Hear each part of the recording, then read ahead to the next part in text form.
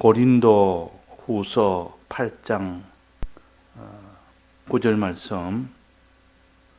우리 주 예수 그리스도의 은혜를 너희가 알거니와 부요하신 자로서 너희를 위하여 가난하게 되심은 그의 가난함을 인하여 너희로 부요케 하려 하심이니라. 네.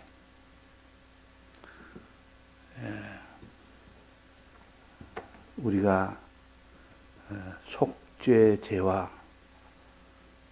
속건죄를 우리가 배우고 있습니다. 이 속죄죄와 속건죄는 하나님 앞에 지은 죄 사함을 받는 이 하나님의 은혜 역사입니다. 그러니까 이 용어를 바로 우리가 정리해서 구별을 해야 됩니다. 속죄, 제사를 할 때 죄가 있고, 속죄적 그런 죄인이라 할 때 이 죄가 있습니다. 그래서 속죄 죄가 있고 속죄 죄가 있습니다. 그러니까 속죄 죄는 죄의 종류를 말할 때 속죄 죄라, 속죄를 받아야 될 죄라 이런 뜻에서 속죄 죄라 그러고, 속건죄는 속건을 받아야 해결되는 그 죄를 거쳐서 속건죄라 그럽니다. 그럼 이것을 속죄죄를 해결하는 제사를 가르쳐서 속죄제라 그러면 속죄제, 속죄제. 또 속건 죄를 해결하기 위해서는 속건제라 그럽니다. 이때 죄는 제사할 때 제자입니다. 그러니까 죄인할 때 죄자와 제사할 때 제자가 발음상 비슷해서 속죄제, 속죄제와 이렇게 발음하다 보면 이걸 같이 들리기 쉽습니다. 속죄죄와 속죄제는 다른데, 속건죄와 속건제는 다른데, 그래서 이걸 구별하기 위해서 속죄제를 속죄죄라 하지 않고 속죄적죄라 그렇게 표시를 하면 구별이 될 것 같아서 그렇게 정의하도록 하겠습니다. 우리는 속죄적 죄가 있고 속건적 죄가 있다. 이것을 해결한 데는 속죄 제사가 있고 속건 제사가 있다. 이렇게 그 용어를 좀 이렇게 구별이 되도록, 혼돈이 안 되도록 그렇게 정의하고자 합니다. 그래서 앞에 이렇게 정한 거 보면 속죄제와 속죄제, 속건제와 속건제 이것을 구별을 이렇게 발음상으로는 이 구별이 잘 안 됐습니다. 그래서 우리에게 죄는 두 가지가 있다. 속죄적 죄가 있고 속건적 죄가 있다. 자, 속건적 죄와 속건적 죄는 어떻게 해결하느냐? 그는 속죄 제사로 해결하고 속건 제사로 해결한다. 그러면 이 구별이 확실히 되겠습니다. 자, 그러면 죄 두 종류, 속죄적 죄를 우리 먼저 배웠고, 또 지금은 속건적 죄를 지금 배우고 있습니다. 자, 이 차이는 뭡니까? 이 어떻게 구별해야 됩니까? 그 차이는 뭔지 알면 됩니다. 자, 속죄적 죄와 속건적 죄는 어떻게 차이가 납니까? 자, 속죄적 죄는 하나님의 금령을 어긴 것, 하나님의 금한 명령을 어긴 것에 대한 죄입니다. 그 값은 영원한 형벌을 받아야 됩니다. 하나님의 이 금령을 어긴 요 죄가 속죄적 죄인데, 거기에 대한 어겼을 때 받는 것은 영원한 형벌입니다. 그러니까 형벌을 받아서 해결되는 것이 속죄적 죄요. 지금까지 우리가 오랫동안 배워왔던 이 죄입니다. 그러나 이 속건적 죄는 어떤 죄입니까? 속건적 죄는 하나님의 금령을 어긴 거면보다는 하나님의 소유를 손해케 하고 소유를 잘못 취하고 소유를 잘못 사용함으로 하나님의 소유를 훼손한 그 죄를 가르쳐서 속건적 죄라 그럽니다. 그러면 이것을 제사를 지내야 해결이 됩니다. 속건 제사와 속죄 제사를 지내야 해결이 됩니다. 사함을 받습니다. 그러니까 이 사함을 받기 위해서 그래서 속죄 제사가 필요하고 속건 제사가 필요한 겁니다. 그러면 이 사함을 받지 못하면 어떻게 됩니까? 이 제사를 자기가 지내지 않아서 사함을 받지 못하면 어떤 그에 대한 값을 치러야 됩니까? 속죄적 죄에 대해서 우리가 거기에 대해서 사함을 받지 못하면 영원한 형벌을 받습니다. 하나님의 검령을 어겼기 때문에 영원한 형벌이 옵니다. 꼭 우리나라 법을 기준으로 본다면, 예를 든다면 살인하지 말아라, 도둑질하지 말아라, 이 모든 거짓말로 사기를 치지 말아라. 그런데 그걸 범한 것을 자기가 범한 겁니다. 그러면 거기에 대해서는 형벌을 받는 겁니다. 형벌. 거기에 대해서 징령을 받든지 그 몸으로 형벌을 받아야 되는 이것이 값입니다. 근데 하나님 앞에 지은 이런 속죄적 죄에 대한 형벌은 영원한 형벌입니다. 영원한 형벌. 이 땅에서야 몇 년 하면 끝이 나지만은, 그러나 하나님 이 검령을 어긴 이 죄는 사함을 받지 못하면 영원한 형벌을 받아야 되는 그런 문제가 있기 때문에, 그래서 속죄적 제사를 드릴 때 그때 이제는 영원한 형벌에서 면함이 됩니다. 그래서 이 속죄적 제사와 속건적 제사는 다 면해주는 겁니다. 면해주는 것. 그 받아야 될 형을 다 면해주는 겁니다. 또 속건적 죄는 하나님의 소유를 훼손한 것인데 거기에 대한 값은 무슨 값을 받습니까? 거기에 대해서 속죄적 제사를 드리지 않는다면, 그 사람이 사함을 받지 못하면 속건적 제사는 어떤 처벌을 받게 됩니까? 우리가 남의 소유를 이렇게 손해케 했는데 거기에 대해서 자기가 사함을 받지 못한다면, 해결을 하지 않는다면 그는 영원한 가난을 받아야 됩니다. 그 값이 영원한 가난이요. 자, 그래서 우리는 영원한 고난을 받는 것이 속죄적 죄에 대한 결과요. 또 영원한 가난을 받아야 되는 것은 속건적 죄의 결과입니다. 그러니까 우리는 지금 속건적 죄도 있고 속죄적 죄도 있으니 그 결과는 우리가 영원한 형벌을 받아야 되고 영원한 가난을 받아야 됩니다. 영원한 가난을 피할 수가 없고 영원한 형벌을 피할 수가 없습니다. 이것이 인생의 가장 큰 고난이요, 가장 큰 그다음에 불행이 바로 속건적 죄를 지은 자, 속죄적 죄를 지은 자, 이 두 가지 문제는 영원한 가난과 영원한 고난이 기다리고 있습니다. 그러니까 이것을 해결하지 않으면 그 사람은 곧 이 세상을 떠나고 하는 심판대를 거치면 영원한 가난과 영원한 고난을 영원토록 받아야 됩니다. 어두운 데 쫓겨나서, 그래서 어두운 데 쫓겨나서 그 불에, 그 풀불에, 영혼의 불에 타며 이를 가며 슬피 울며 있으리라. 그렇게 했습니다. 그는 영원한 형벌을 가르치고 또 영원한 가난이 있기 때문에 사람이 이 가난의 고통이라는 것은 가난을 당해보지 않은 사람은 모릅니다. 이 가난의 고통에서는 첫째, 양식이 없으니까 배고픔의 가난이나 또 소유가 없으니까 자기가 무슨 거할 수 있는 집이 없으니까 집이 없는 그 가난이나 옷이 없으니까 옷이 없는 가난이나 이건 다 소유가 없으면 그 가난의 고통을 받게 됩니다.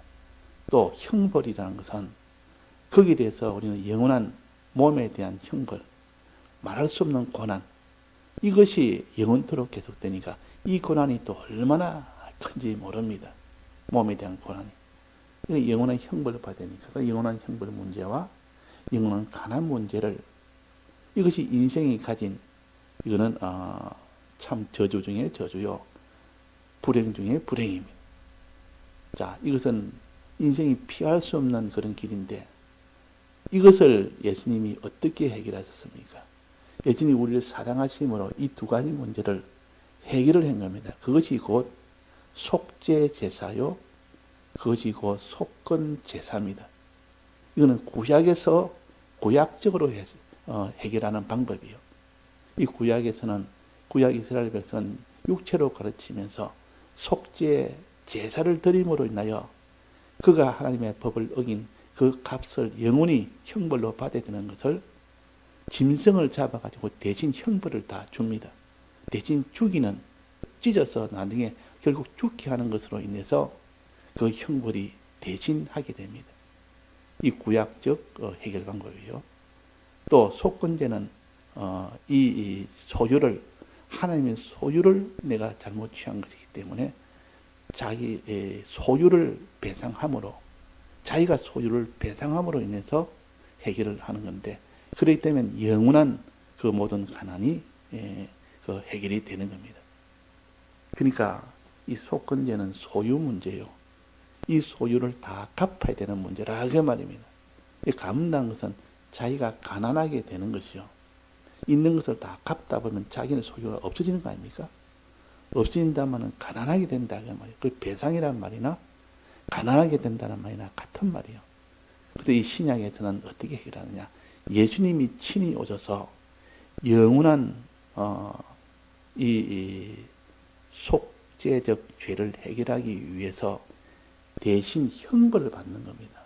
십자가 형벌을 다 받음으로 인하여 이 속죄적 이 모든 죄를 다 해결을 하게 되고, 그러므로 우리가 영원한 형벌을 받지 않는 자가 됩니다. 면함을 받는 자가 됩니다. 또 속건적 죄에 대해서는 하나님의 소유를 잘못 취한 그 속건적 죄에 대해서는 예수님이 있는 소유를 다 내놓습니다. 변상을 예수님이 전부 변상을 다 하십니다. 다 내놔서 그걸 변상을 하고 보니까 가난한 자가 된다 그 말이에요. 내가 너희를 위하여 가난하게 되시면, 이 말은 이 가난도 예수님이 가난 두 가지가 있습니다. 하나는 이 세상에 오실 때 다 내놓는 그 가난이 하나 있고, 그 다음에 이 세상에 오셔서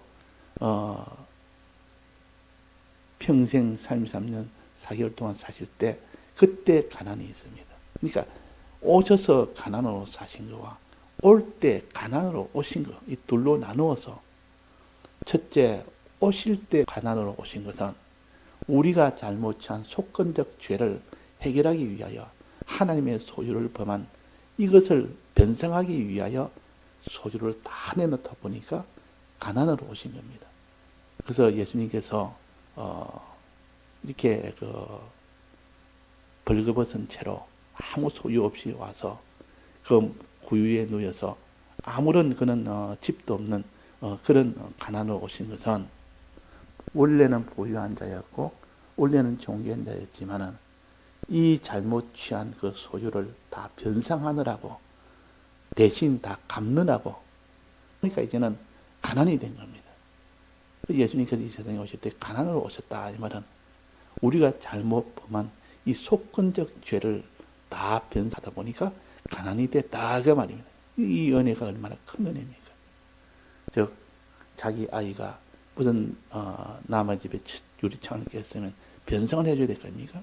자기는 변상할 능력이 없지만 부모가 변상을 하듯, 또 폭행을 해서 그 폭행함으로 인하여 그 치료비를 물어줘야 되는데 자기가 치료비를 물어줄 그런 그 능력이 안 되니까 그 부모가 대신 그 치료비를 다 물려주는 겁니다. 대신 변상해 준다는 거예요. 이런 대속을 가르쳐서 속건적 대속이라, 이 형벌을 대신 받는 것은 속죄적 대속이라, 우리 위하여 가난으로 오신 예수님의 대속은 이건 속건적 대속이라. 그러니까 항상 두 가지로, 즉 소유를 잘못해서 하나님의 법을 잘못 어겨서 오는 그 두 죄를 해결하는 것을 둘로 나누어서 속건적 죄라, 속죄적 죄라. 그들 해결한 제사가 속죄 제사라, 속건 제사라. 그것을 예수님이 다 해결한 것을 가르쳐서 사죄의 공로인데, 사죄의 공로는 하나는 대신 고난받고 죽으심으로 해결했고, 또 하나는 대신 가난해지심으로 해결을 하셨습니다. 가난해지심으로. 예수님이 우리 위하여 가난해지셔서 가난하게 오셨다 이 말은 속건 제사를 우리 위하여 다 드렸다 그 말입니다. 그러니까 이 은혜가 얼마나 큽니까? 우리가 하나님의 법을 어겨서 받을 그 영원한 고난과 사망의 고통을 예수님이 친히 대신하셨으니 이 은혜가 얼마나 크며, 또 우리가 잘못 하나님의 소유를 범한 그걸 해결하기 위하여 예수님이 대신 전부 부요를 다 내놓는 이 변성하는 이 대속이 또 얼마나 크냐. 그래서 우리는 이 대속에 대해서, 두 사함을 받는 이 사함에 대해서 이전에는 하나만 가지다가 이제 두 개를 다 가지니까 이 가난이라는 고통이 얼마나 큰지를 이 땅에 살다 보면 알게 됩니다. 사람이 가난하게 되면 그 고통이 심히 크고, 또 부유하게 되면 그 기쁨이 심히 크다는 것을 우리가 다 압니다. 그래서 이 속건적 죄를 해결하기 위해서 예수님이 대신 이 세상에 오실 때 가난하게 오셨다. 모든 이 소유를 변상을 했다. 변성하기 위해서 가난하게 오셨다. 이걸 자꾸 생각을 해서 주님 날 위하여 이렇게 가난하게 되신데 나도 주를 위해서 그게 100분이 10,000분이라도 내가 가난하게 되는 일을 함으로 인하여 내가 그걸 갚을 수가 있지 않느냐. 재물에 대한 워낙 욕심이 강한 사람은 주를 위해서 수고도 하고 주를 위해서 뭐 온갖 자기가 뭐 이런 순종다고도 하지만은 물질에 딱 문제가 되면 물질은 털끝만지도 손해를 안 봅니다. 털끝만지도. 물질에 굉장히 강한 욕망이 있는 사람은 다른 것은 다 참 주를 위해서 해도 물질 문제에 대해서는 악착 같은 사람이 있다는 말이에요. 그게 우리의 죄입니다. 그게 속건적 죄라고 말이에요. 속건죄. 하나님의 것으로 여기고 하나님 뜻대로 사용해야 되고 하나님의 것을 내 마음대로 사용하지 않아야 되고 하나님을 위해서 사용해야 되고 또 복음을 위해서 사용해야 되는데 그게 아까워서 그걸 못하는 겁니다. 그것이 하나님 앞에는 속건적 죄라는 것을 알아야 되고 그것을 위하여 주님이 오실 때 다 내놓고 가난하게 오셨다는 것도 우리가 알아야 됩니다. 이걸 깨닫고 나면 나도 내가 있는 모든 이 소유도 주님이 날 위하여 다 내놓듯이 나도 주님을 위해서 다는 못 내놓아도 그래도 내가 이 소유에 대해서 주를 위해서 내가 내놔야 되지 않느냐. 그런 마음을 가지면서 할 때 주님과 하나가 되는 것이지. 자기는 이 속건 죄사를 정말 믿는다면 내가 이 주를 위해서 내가 물질로 손해를 보고 내가 주를 위해서 가난하게 되고 이것을 조금 더 가져야 되지. 주님 앞에 가서 너 날 위해서 내 소유를 내놓은 것이 있느냐? 내 때문에 너가 가난해진 것이 있느냐? 물으면 이 자기가 그런 것이 없다면 그것은 이 속죄죄와 속건죄를 믿지 않는다는 증거요. 행함이 없는 것은 믿지 않는다는 증거라고 말이에요. 이걸 우리가 확실하게 구별을 해야 되지. 그래서 예수님이 이 세상에 가난하게 오신 것은 우리가 잘못 하나님의 소유를 취한 이 속건적 죄를 해결하기 위해서 그렇게 예수님이 가난으로 오셨다는 것. 자, 이 가난은 또 하나 가난이 있습니다. 예수님이 이 세상에 오셔서 가난하게 사셨습니다.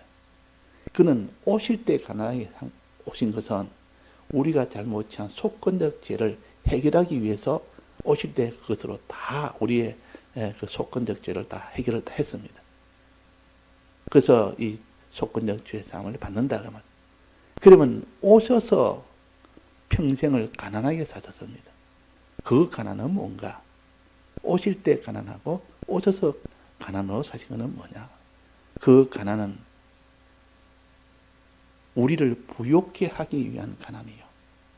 오실 때 가난은 우리가 잘못 이 소유를 취한 이것을 사함을 받기 위한, 배상하기 위한 가난이었지만은 오셔서 가난하게 되신 것은 우리를 부욕케 하기 위해서, 우리를 부욕케 하려면 하나님 앞에 의인이 되어야 됩니다. 하나님 뜻대로 사는 의인이 될 때 하나님이 그걸 보시고 기뻐서 우리에게 부요를 주시는데, 의인 되는 이 일을 위해서 자기가 자기 소유를 내놓을 만큼 그 정도의 의인이 되어야 됩니다.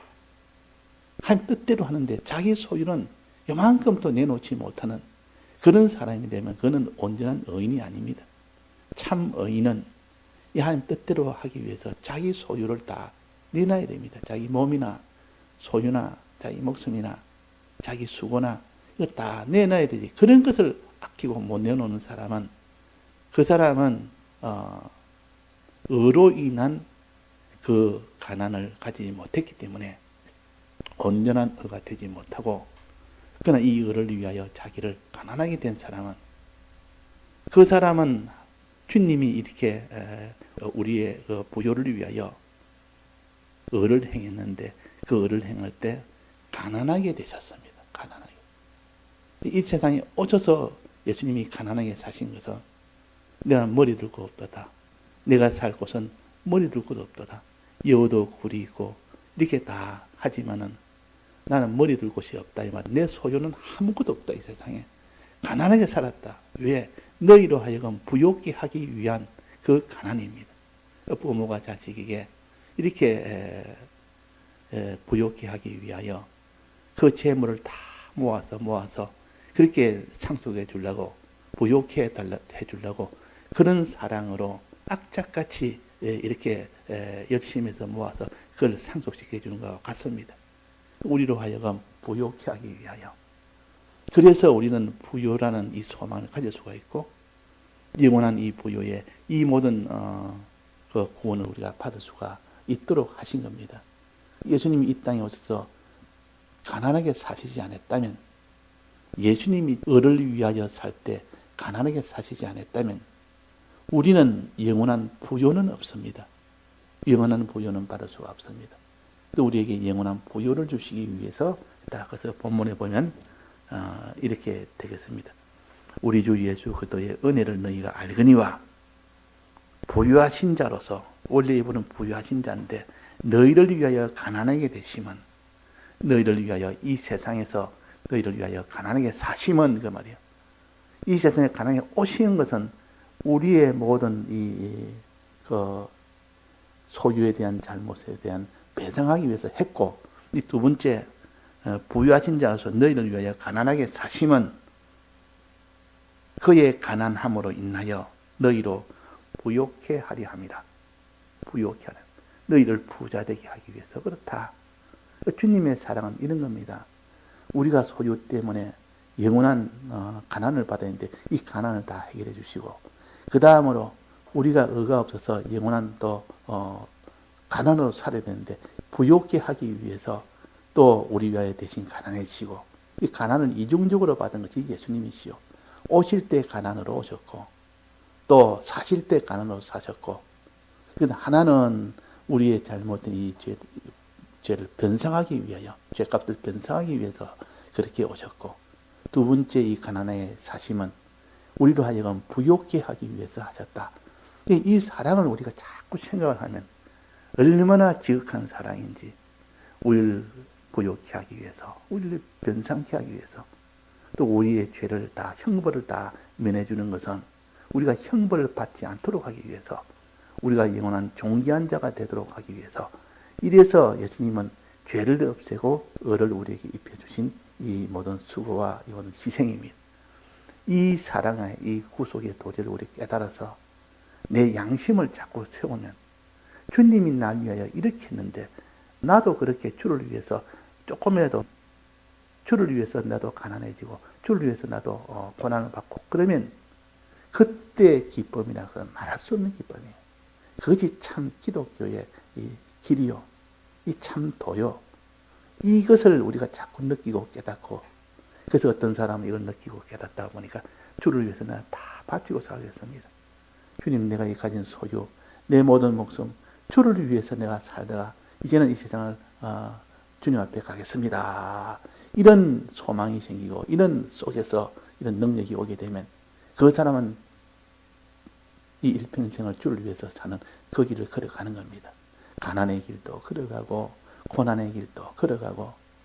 그렇지, 이 대속의 은혜에 이 깨달음이 없으면 그 사람은 누가 자기를 희생하며 가난과 이 고난을 누가 받습니까? 이거는 사람의 육신의 길과는 정반대의 길인데, 육신의 정반대의 길을 아무도 걷지를 못합니다. 다 같이 통성으로 기도하시다가 자유하시겠습니다.